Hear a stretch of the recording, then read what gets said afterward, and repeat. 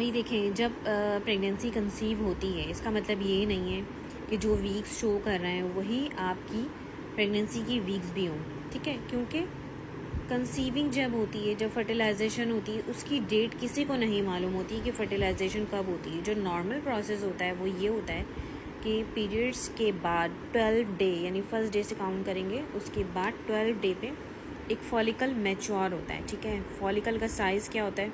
Mature follicle का size 1.5 से above, ठीक है। 1.5 से लेके 2 सेंटीमीटर तक, 2.5 सेंटीमीटर तक मैच्योर फॉलिकल कहलाता है, ठीक है। उसके बाद ये रिलीज़ होता है और रिलीज़ करके फ्लोपियन ट्यूब में ट्रैवल कर रहा होता है, ठीक है। जब स्पर्म्स अंदर जाते हैं एंडोमीट्रियम से ट्रैवल करके फ्लोपियन ट्यूब के अंदर, तो वो मीट करते हैं उस एग से, ठीक है। वो मीट कर रहे होते हैं तो उसके दौरान ये फ्लोपियन ट्यूब में ट्रैवल कर रहे होते हैं। ये आपका समझ लें पीरियड्स के बाद 2 वीक्स 3 वीक्स, यानी पीरियड्स की डेट्स आने से पहले का प्रोसेस है, ठीक है।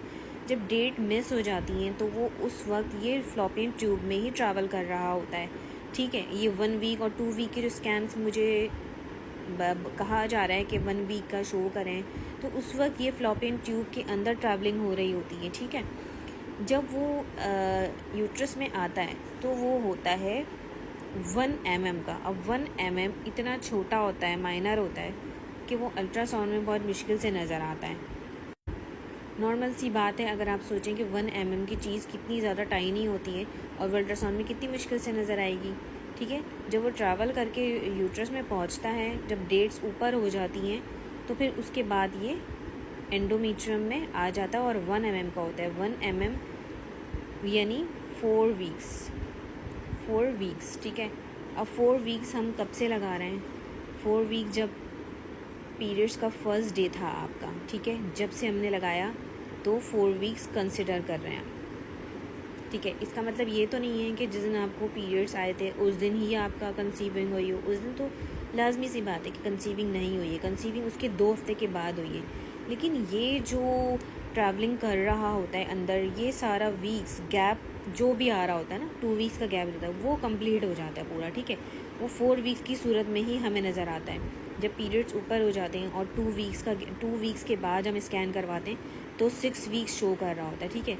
6 वीक्स LMP की डेट से ही मैच कर रहा होता है, ठीक है।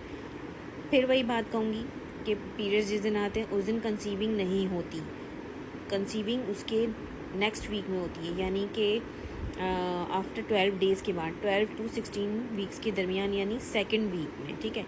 जो सेकंड वीक में होता है और जब कंसीविंग होती है, ऑब्वियस सी बात है कि उस वक्त डायरेक्ट कंसीविंग तो नहीं होती, उसका एक प्रोसेस होता है, नॉर्मल प्रोसेस। वो ट्रैवलिंग करता है, उसके बाद मीट करता है, उसके बाद वो जायगोट बनता है।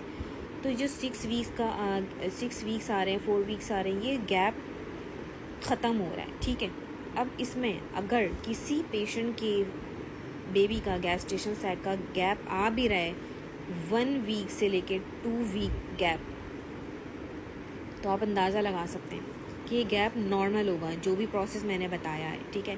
ये वीक गैप जो होता है ये ऑटोमेटिकली एक नेचुरल तरीके से हमें गैप फिल हो जाता है, जिसकी वजह से हमें 6 वीक्स 4 वीक्स नज़र आ रहे हैं, ठीक है।